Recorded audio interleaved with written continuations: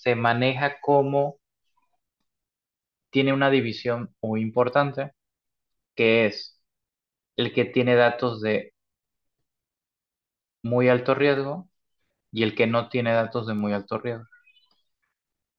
Independientemente si es angina inestable o es infarto sin elevación, no importa. Pero tiene que tener ciertas características que ahorita vamos a ver más adelante, porque si tiene datos de muy alto riesgo, hay que considerar hacer un cateterismo en las primeras 24 horas. Perdón, si no lo tiene, y si tiene, es inmediato, casi casi como si fuera una angioplastia primaria. Si no tiene riesgo, pero si tiene alto riesgo, va para cateterismo de una vez. Si no tiene ese alto riesgo, en teoría, en las primeras 24 horas. Ahora créanme, eso es bien, bien difícil de lograr. Eh, entonces, incluso en los centros de primer mundo, los europeos y todo, no llegan. A veces lo hacen al día siguiente o en 48 horas, pero así es la recomendación. Si es un infarto con elevación, entonces se hace cateterismo inmediatamente. O si no hay disponibilidad de cateterismo pronto, se puede hacer una fibrinolisis, que es la famosa trombolisis, ¿ok? Pero esta solo si no hay disponibilidad de angioplastia primaria. ¿Alguien sabe por qué en el síndrome coronario agudo sin elevación del ST, por qué no se usa fibrinolisis o trombolisis?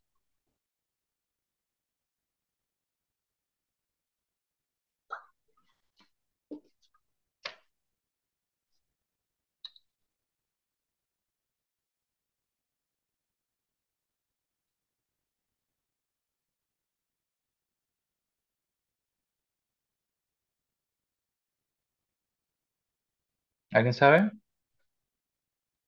Bueno, usted dijo que cuando hay la elevación del ST significa que hay la obstrucción total trombótica. Entonces, si no hay elevación del ST, no hay obstrucción trombótica, tal vez. Entonces, ¿para qué usaría trombolítica? Exacto, sí, sí, es correcto.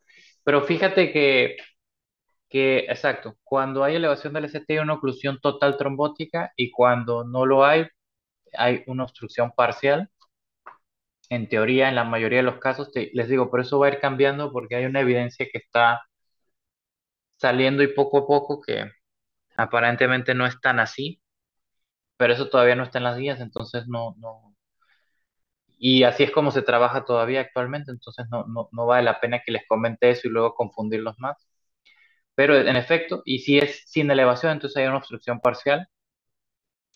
Pero a pesar de eso, en algún momento se hizo un estudio de darles trombolíticos a los infartos sin elevación del ST y lo que se vio es que aumentaba la mortalidad porque eh, eran arterias abiertas, o sea que tenían trombo todo, pero no ocluían por completo y no te iba a abrir más de lo que ya estaba, o sea, el flujo estaba bien, no te lo cambiaba, pero sí le agregabas el riesgo de sangrado de un trombolítico.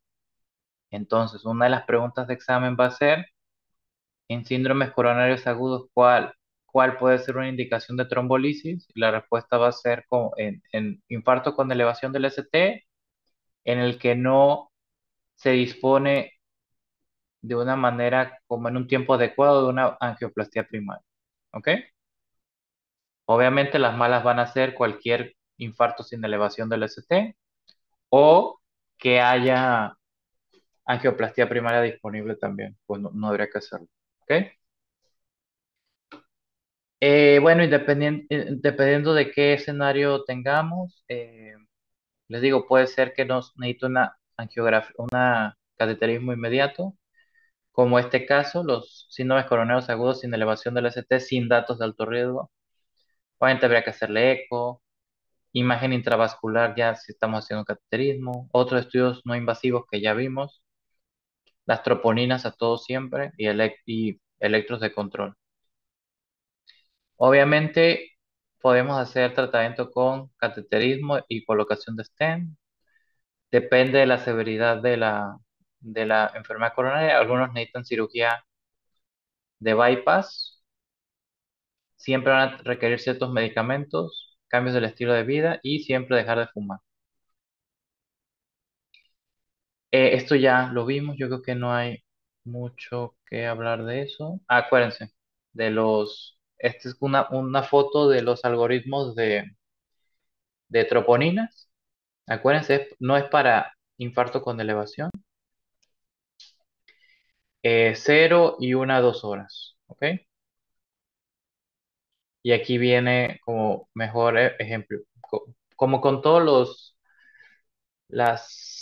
el árbol de decisiones que pueden hacer. Acuérdense, si siempre están normales, se descarta y se egresa al paciente. Si es alto, angiografía. Y si es intermedio, entonces hay varios caminos, ¿ok? Ujú. Ahora que, ok,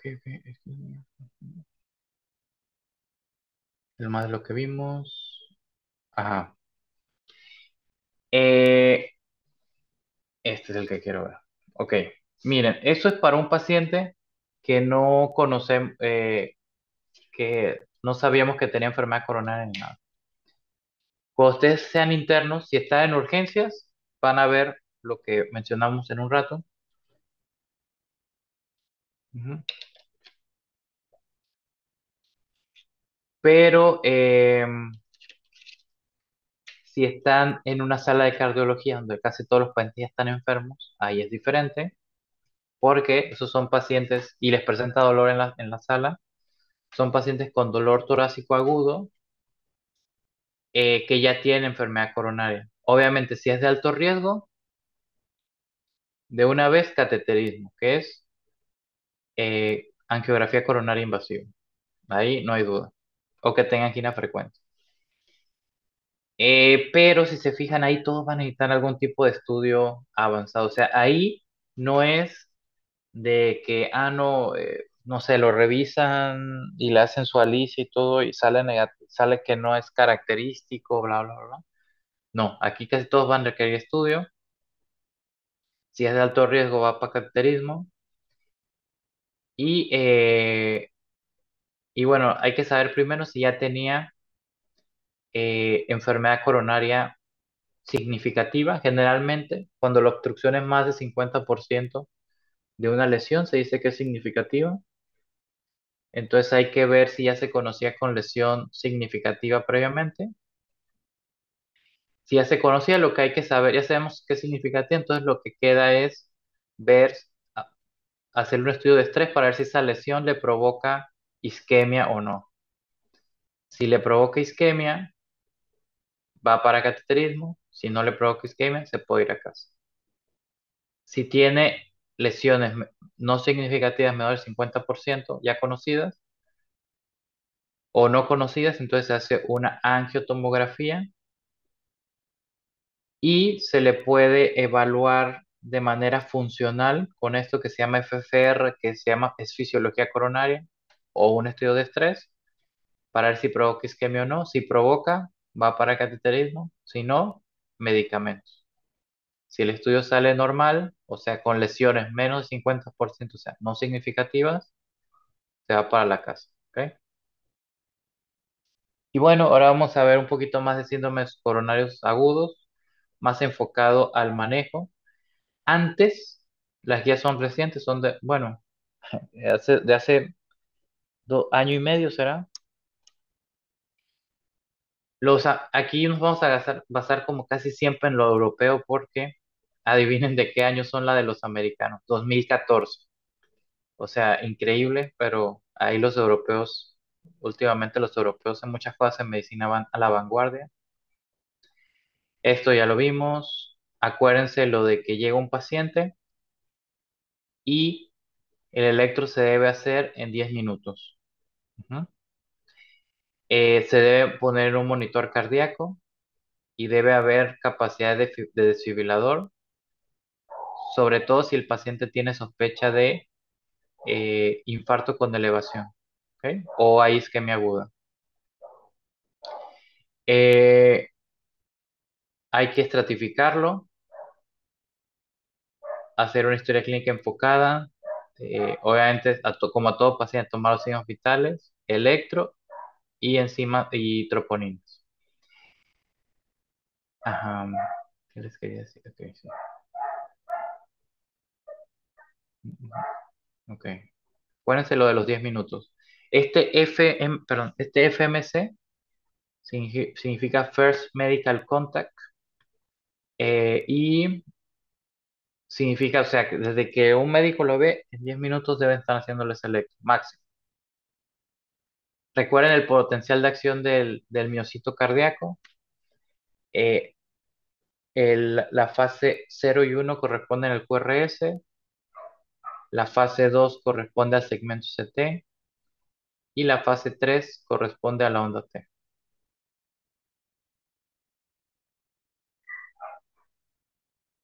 ¿Ok? Como les dije, una de las características acuérdense, puede haber un infarto sin elevación del ST con electro normal, es correcto, pero o sea, lo que más sugiere que pueda ser un infarto sin elevación del ST es un desnivel negativo. También la elevación transitoria. La elevación del ST transitoria también se considera sin elevación del ST. Y transitorias se refiere a que dura menos de 30 minutos. Entonces, los síndromes coronarios agudos o infartos no son los únicos que provocan esto. Hay varias causas. Eh, por ejemplo, un bloqueo de rama podría provocarlo, hipertrofia ventricular izquierda, efecto de digoxina y cambios recíprocos del ST de una elevación del ST. ¿Ok?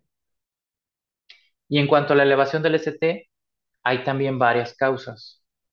Si se fijan, hay como 11. eh, Cuando hay repolarización precoz, que puede ser en diferentes caras, cuando hay pericarditis, cuando hay hipertrofia ventricular izquierda, cuando hay bloqueo de rama izquierda, cuando hay hipotermia, cuando hay hipercalemia y el síndrome de Brugada también puede darlo. ¿Ok? Entonces, si hay tantas causas del segmento, de elevación del segmento CT, como cuando llega un paciente y vemos en el electro una elevación del ST, cómo sé que en realidad es un infarto con elevación del ST? Bueno, las guías ponen su definición y es lo siguiente. Aquí viene en rojo, en el contexto clínico apropiado. ¿Ok? Obviamente, con esta definición, y ahorita vamos a ver los criterios, con esta definición vamos a captar a casi todos los pacientes con elevación del ST y los vamos a meter a cateterismo o a trombolizar. De que en esos quizá haya algún par que no sean infartos, sino que sea una hipercalemia o que sea un Brugada, puede ser, pero va a ser la minoría. Entonces, es criticable que uno vea una elevación del ST en un cuadro clínico, ap- eh, o sea, apropiado, y que uno lo trombolice y termine no siendo un infarto con elevación, termine siendo una pericarditis, una cosa así. Eso no es nada criticable. Lo criticable es que en un contexto clínico apropiado y con elevación del ST no se trombolice o sea un cateterismo pensando que era algo benigno y termine siendo un infarto. ¿Ok? Eso que quede bien, bien claro. Van a ver que, eh, sobre todo las personas que no tienen tanta experiencia manejando eso, hay mucha inseguridad y terminan no haciendo, ¿ok? Lo que hay que hacer. Entonces no tengan miedo a equivocarse, es que va a pasar, o sea, a cualquiera, o sea, es lo normal. El detalle es que nadie les puede decir algo, bueno, sí, sí lo pueden hacer, pero no tendrían razón si ustedes usan esto, que es lo que viene en las guías. Cualquier cosa, ustedes pueden decir, mire, yo usé lo que viene en las guías de la Sociedad Europea y lo que se hace en el mundo, entonces no estoy equivocado. Ya, se lo pueden hacer. Entonces, fíjense bien, esto sí se lo tienen que aprender de memoria, esto de aquí, y es, acuérdense, en el contexto clínico apropiado, y hay elevación del segmento ST que se mide a nivel del punto J, es sugestiva de una oclusión aguda de arteria coronaria.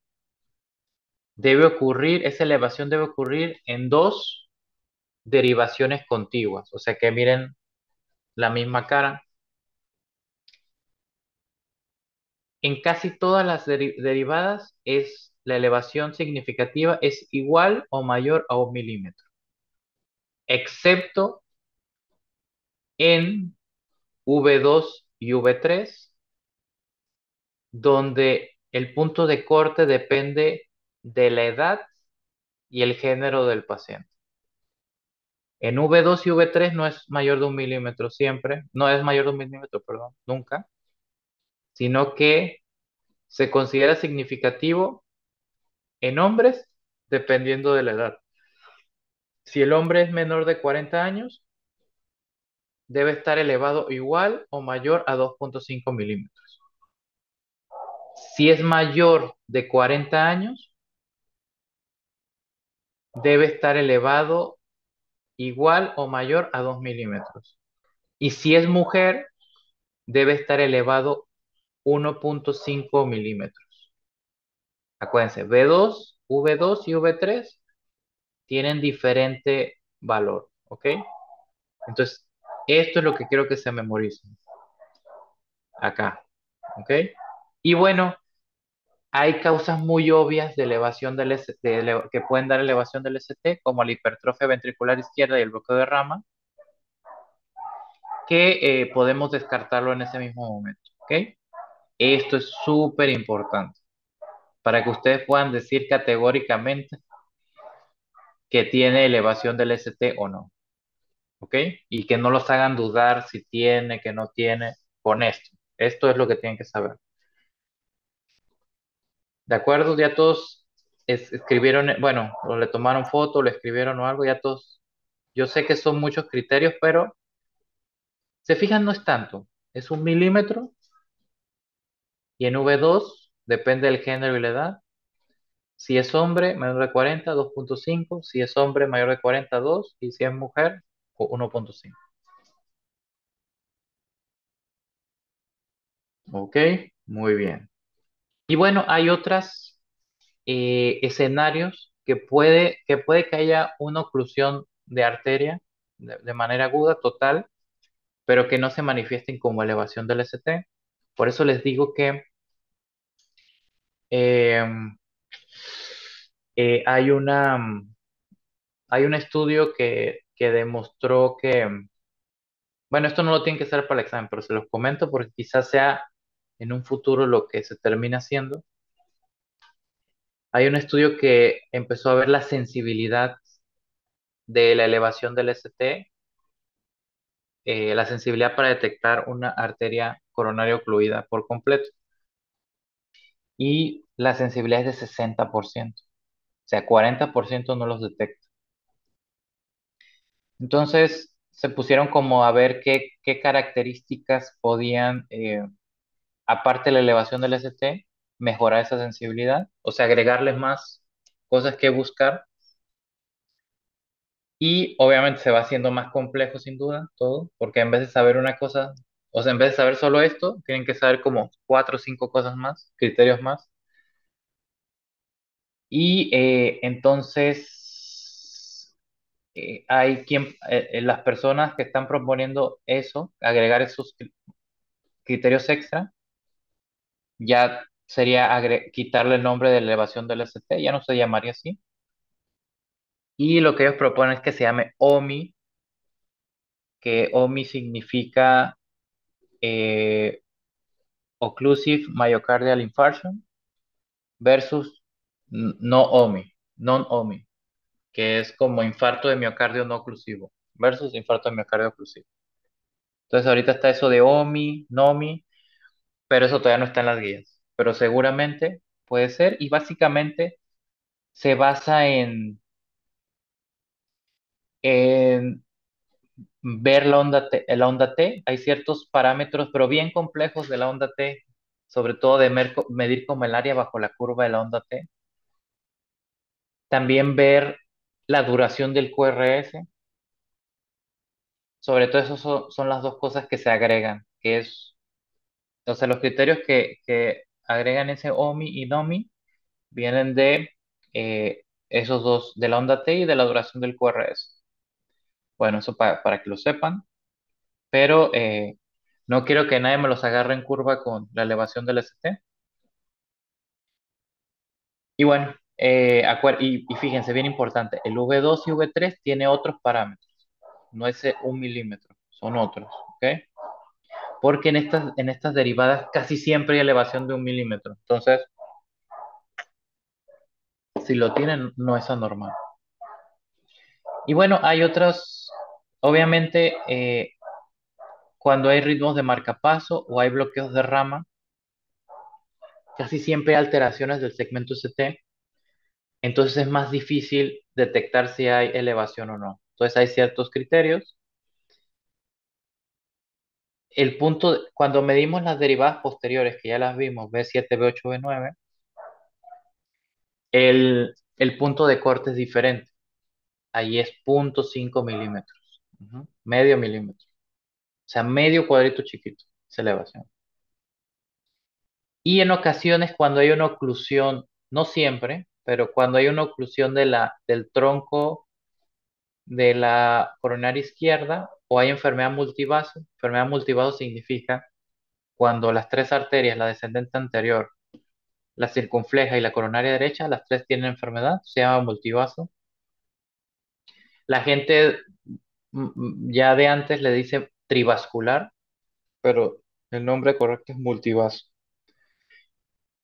Y ahí hay una característica rara en la que hay elevación del ST en AVR, no es rara, pero a lo mejor rara para ustedes, elevación de AVR y desnivel del ST en 8 o más eh, derivaciones del electro. ¿Ok? Elevación de AVR con desnivel de 8 o más otras derivadas. Entonces, el infarto con elevación, pues provoca una muerte del miocardio subyacente y generalmente esta es la evolución, esto es lo normal, cuando está muy agudo, tiene las ondas P hiperagudas, que les digo que este es uno de los parámetros que quiere medir el OMI, no solo el ST, luego viene la elevación del ST, luego a ese QRS se le va agregando una onda Q, se fijan que no tenía antes, la onda Q en electro lo que significa es zona, dependiendo del tamaño, o sea, si es una Q patológica, que ahorita vamos a ver las características. Hay ondas Q normales, pero cuando es patológica significa una zona inactivable, eléctricamente inactivable, que eso puede correlacionar con necrosis, pero todo es muy indirecto. O sea, viene de algo eléctrico e indirectamente te habla de eso, no es 100% preciso, ¿ok? Se fijan aquí hay algo de elevación y la onda T se hace negativa. Estar positiva se hace negativa. Una onda Q eh, con, con elevación del ST y esta onda T negativa, a esto se le llama isquemia subepicárdica. Y si se murió todo, quedan complejos QS, que los complejos QS es cuando todo el complejo QRS es negativo, y con la onda T con isquemia subepicárdica. Eh, ¿Qué define una onda Q patológica? Cuando su duración es más de 0,04 segundos y su profundidad es más de un tercio de lo que mide la onda R. La onda T de isquemia subepicárdica es simétrica, ¿ok? Y negativa. ¿Ustedes vieron algo de eso me imagino que vieron algo de eso en el curso de electro, ¿verdad? Y profe, ayer di esa charla. ¿Ayer la diste? Ok. ¿Pero vieron lo de los complejos QS, ondas Q patológicas? Sí, Perfecto, Una muy charla bien. Oh, magistral, profe.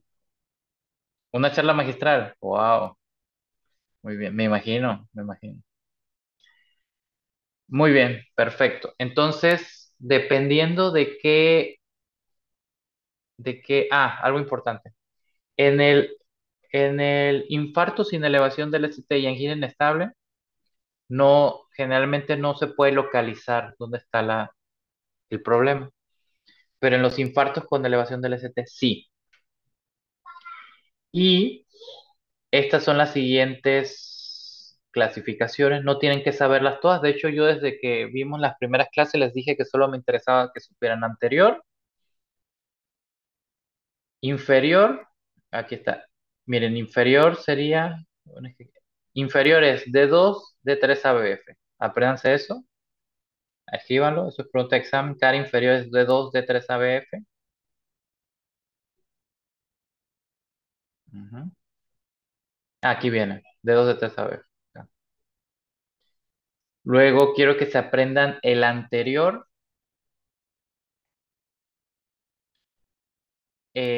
que sería, apréndanselo como V1 a V6 anterior.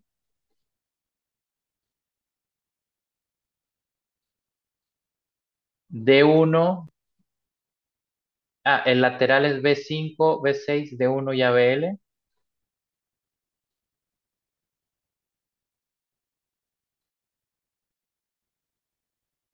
El de ventrículo derecho es elevación, casi siempre solo tomamos V4R. Acuérdense, una pregunta de examen va a ser, ¿en qué pacientes se les realiza derivadas derechas, o sea, V4R? Y la respuesta va a ser, se realiza en pacientes con infarto inferior. ¿Ok? Del 15 al 20% de los pacientes con infarto inferior tienen extensión eléctrica a ventrículo derecho. Entonces, todos los pacientes con infarto inferior se les hace derivadas derechas. ¿Ok? Infarto con elevación del ST. Esa es pregunta de examen. Eh, y el posterior, el posterior, obviamente lo vamos a ver en las derivadas posteriores, pero lo podemos ver en las anteriores por una R alta en V1 y V2 y un desnivel negativo del ST.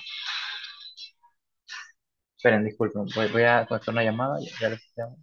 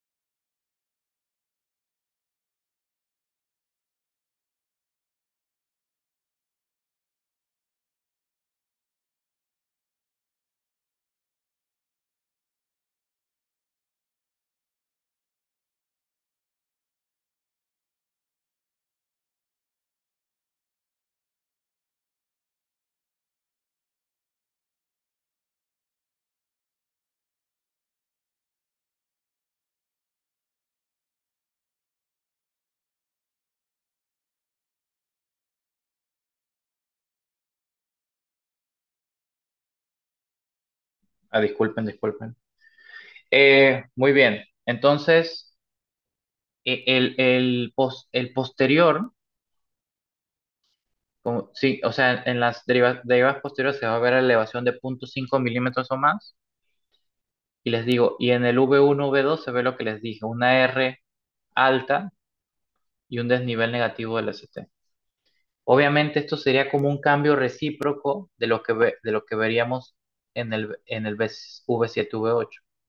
A pesar de que aquí no se ve elevación, si hiciéramos las derivadas posteriores, ahí sí se vería. Entonces, eso es lo que quiero que sepamos. Algo importante es que al final esto, no sé si sepan, pero eso viene de estudios, estas localizaciones vienen de estudios post-mortem, ajá, post-mortem, en donde hay, o sea, en estudios post-mortem estimulando el corazón y poniéndoles electros encima en la superficie, iban viendo a qué cara correspondía cada cosa.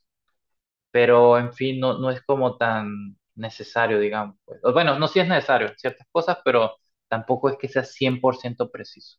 ¿Ok? Y bueno, miren, alguien que me pueda decir en dónde, qué localización tiene este, es un electroide del HST. ¿Alguien me puede decir de dónde es, en qué cara, o sea, qué diagnóstico es y en qué cara está Oh, afectada? todo inferior. Es inferior, ajá, un infarto con elevación, ¿no? Sin duda. Y miren, se fijan, ya tiene las ondas Q. ¿Mm? Muy bien. Y acá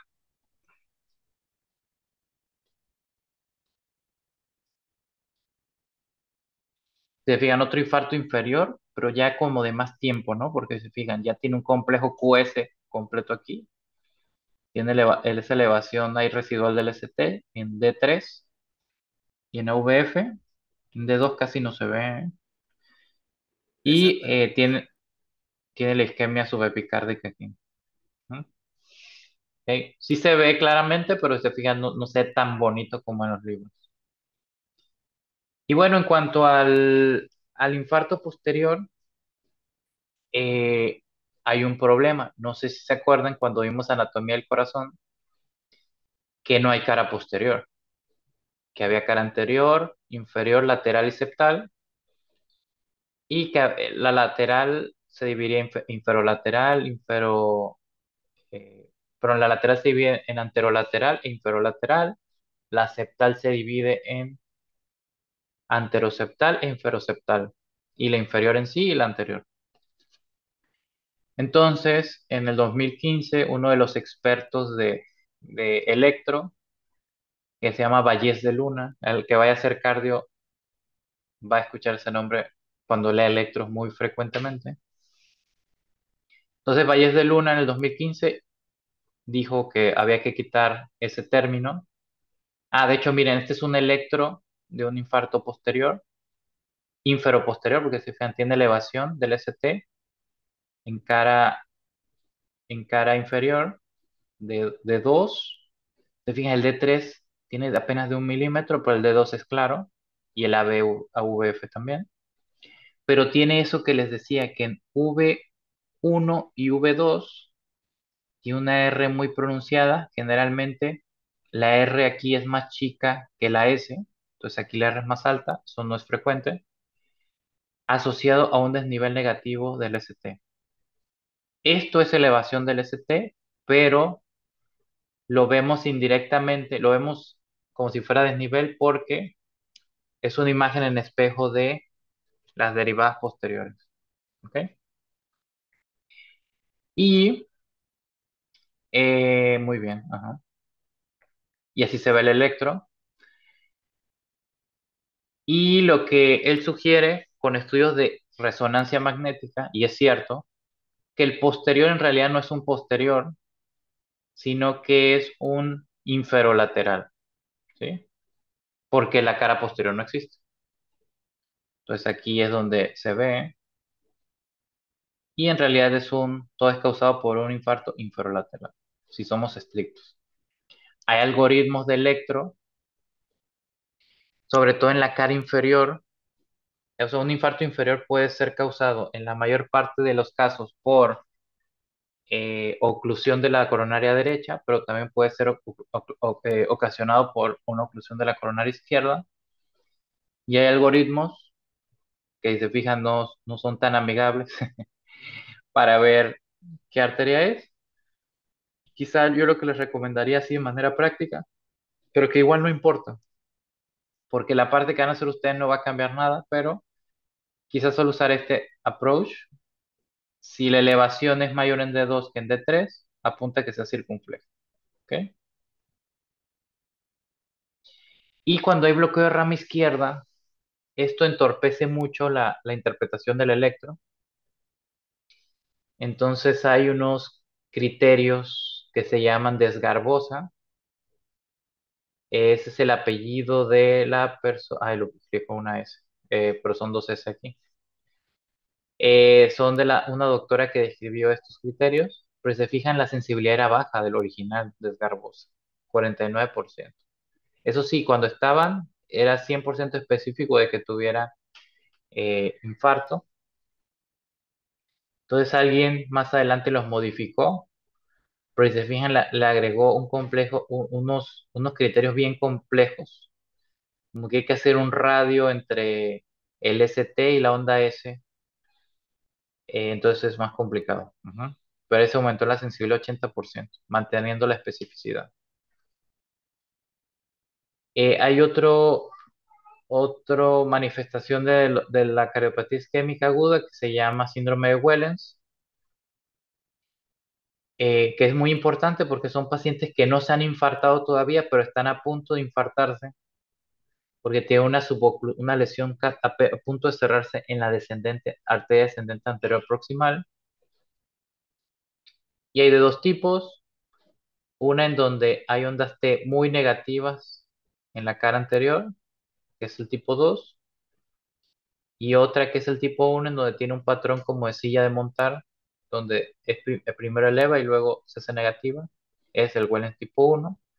Estos son pacientes que se van a manifestar como infarto, como síndrome coronario agudo sin elevación del ST, pero que requieren cateterismo de urgencia porque tienen una lesión suboclusiva en la descendente anterior proximal. La pericarditis tiene sus características, pero recuerden, si hay algún tipo de duda o algo, se trata como si fuera con elevación del ST, sobre todo aquí, en el estadio 1, en donde hay una elevación generalizada del ST, asociada a un descenso del segmento PR. Después, eh,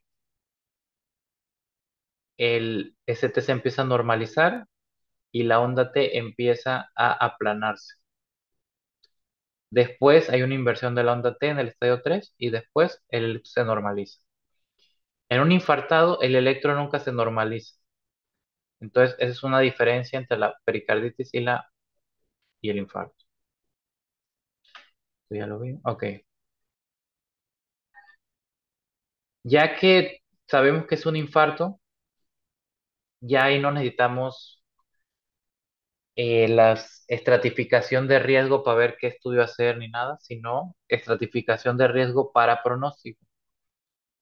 Entonces, para el pronóstico se usa dos escalas, que es la de Grace, por ejemplo, y la de TIMI. Pero eso es para un paciente infartado saber su pronóstico a largo plazo. Cuando son infartos con elevación del ST,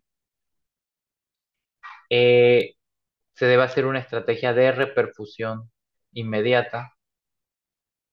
Recomendación 1A. Y esta debe ser realizada de la siguiente, bueno, esto se los voy a resumir. Ya sabemos que es el primer contacto médico, ya sabemos que es un diagnóstico de infarto con elevación. Entonces, el infarto con elevación puede ser tratado con angioplastia primaria, que a lo que se refiere es que es una intervención coronaria percutánea, o sea, percutánea significa que es endovascular, puede ser con un balón, puede ser con un stent o con otro dispositivo, sin una terapia fibrinolítica, o sea, ningún trobolítico previo.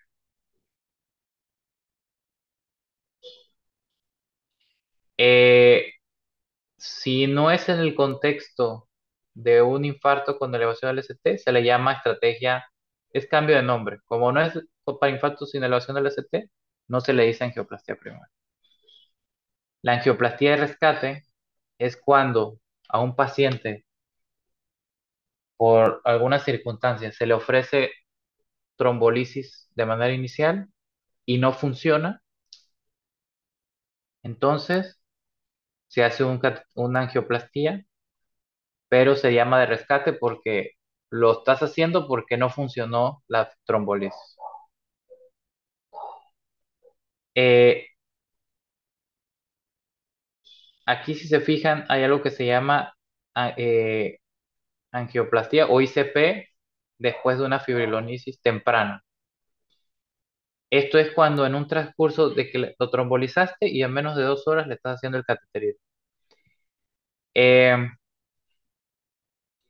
este, esta estrategia no demostró ningún beneficio comparado con hacer esta, que es la que más se hace en nuestro medio, en lo público sobre todo. Esta es la que más se hace en el público, que se llama estrategia fármaco-invasiva, que es trombolizar y hacerle un cateterismo, pero después de 2 horas. Ujú. ¿Ok? Ok, nada más. Muchos términos que a lo mejor no les funcionan, pero aquí está. Esto sí quiero que lo veamos. Cuando ya tenemos el paciente con infarto con elevación del ST, aquí hay que determinar si el hospital donde está es un hospital con cateterismo o un hospital sin cateterismo. Si el hospital no tiene sala de hemodinamia y no le pueden hacer un cateterismo, se podría trasladar a un hospital que lo puedan hacer, pero solo si todo el tiempo en el que lo trasladan y le empiezan a hacer el procedimiento sea menor de 120 minutos, que eso en nuestro medio es casi imposible. Si no es así, entonces, aquí viene no, entonces se tromboliza. Ya que se hace el diagnóstico de infarto con elevación del ST y se decide que se va a trombolizar, el administrar el trombolítico no debe tardar más de 10 minutos. Ustedes van a ver en los hospitales cómo tardan, o sea, es algo increíble. A veces tardan hasta 1 hora. Eso que debe ser menos de 10 minutos, tardan hasta 1 hora no sé por qué. Y después de que se le administra, debe ir a un lugar donde le puedan hacer cateterismo, por lo que les comenté, la arteria no queda perfecta, ¿ok? Luego, em, si, si, si el paciente está en un hospital que no tiene angioplastia primaria y se puede cumplir este tiempo, se traslada, ¿ok? Y se hace la angioplastia primaria. Si el paciente ya está en un lugar donde hay angioplastia primaria, deberíamos hacer todo en menos de 60 minutos. Igual, hasta en los hospitales privados es un problema. Es un problema, pero igual, se cumplen un poquito mejor los tiempos. Yo lo que les puedo decir aquí en Panamá, que en ningún hospital público hay angioplastia primaria. Hay algunos que dicen que tienen angioplastia primaria, pero la angioplastia primaria debe cumplir ciertos requisitos y debe ser 24/7. Porque sí hay pacientes que llegan a cierta hora de la mañana y se lo pueden hacer rápidamente como angioplastia primaria, los cateterismos, pero eso depende de a qué hora lleguen. O sea, eso no es un programa de angioplastia primaria, eso solo es suerte del paciente que llegó en el momento que había mucho personal. Pero los hospitales que tienen angioplastia primaria son servicios 24/7. Em, y, ajá. Entonces les digo, público ninguno. Y privados, todos los que tienen sala de hemodinamia sí ofrecen el servicio y sí se puede hacer, pero créanme que casi nunca se cumplen con los tiempos. Siempre termina siendo más de estos 60 minutos. Siempre, siempre, siempre. Pero si van a un hospital privado, sí se los van a hacer, angioplastia primaria, y si van a un público, lo más probable es que sea fibrinolisis y luego cateterismo, que sería la estrategia fármaco-invasiva. Eh, ujú, ¿Qué más quiero que sepan? Ajá. En el infarto sin elevación del ST, acá es diferente. Acá, como les dije, hay que ver el riesgo. Si es de muy alto riesgo, se hace un cateterismo inmediato. Si es de muy alto riesgo.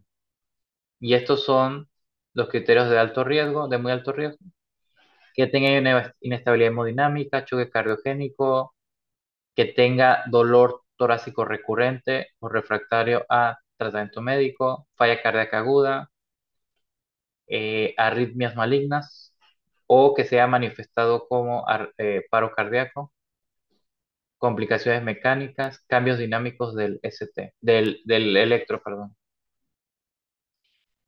Eh, el, el de alto riesgo es alguien que le hacemos esas escalas que les dije y sale más de 140 puntos, que tenga elevación transitoria del ST y que tenga cambios dinámicos del ST o de la onda T. A estos pacientes habría que hacerle su cateterismo en menos de 24 horas. ¿Ok? Y no se debe ir a la casa. ¿Ok? Debe ser todo en un hospital. Y estos pacientes que no son de alto riesgo, que son los que no tienen estos criterios, y en ellos nos pueden escoger. Se puede hacer el cateterismo o se podría hacer ciertos estudios y no hacer el cateterismo. Pero en fin, si se fijan, en resumen, y es como va a pedir la pregunta de examen, eh, tanto infarto con elevación del ST como infarto sin elevación, todos se les hace cateterismo, todos. Pero depende de qué presentación sea, en qué momento se hacen los cateterismos. Si es infarto con elevación del ST, se hace angioplastia primaria inmediata o fibrinólisis si no hay. Si es infarto sin elevación de muy alto riesgo, y se hace inmediato. Si es de alto riesgo, en las primeras 24 horas. Y si no es de alto riesgo, no hay como un tiempo definido, pero hay que hacerlo. ¿Ok? Y otras cosas importantes, ya en cuanto al tratamiento, el oxígeno se pone solo si la saturación está debajo de 90. Todos los infartos no requieren oxígeno. De hecho, van a ver que hay unas mnemotecnias viejas del tratamiento del infarto que agudo con elevación del ST que dice MONA, de morfina, oxígeno, nitroglicerina y no me acuerdo qué más. Mm. Esto ya no es así. Oxígeno solo se pone eh, si hay hipoxemia. Si se fijan, el oxígeno rutinario es recomendación 3 porque hay aparentemente, si tú le pones oxígeno a un infartado que no necesita oxígeno, eso aumenta la producción de radicales libres y le va peor. O sea, imagínense, hasta eso. Si tiene dolor, se usan opioides. Se puede considerar uso de betabloqueadores intravenosos. Esto casi nunca lo hacemos, fíjense, casi nunca. Y bueno, los de la ambulancia deberían saber, porque se fijan, mucho del algoritmo depende si hay centros eh, con capacidad de cateterismo o sin capacidad de cateterismo. Entonces muchas de las decisiones se basan en eso, se basan en eso. Y, ok, y también incluso en primer mundo se puede administrar trombolisis en las ambulancias. Bueno, el tratamiento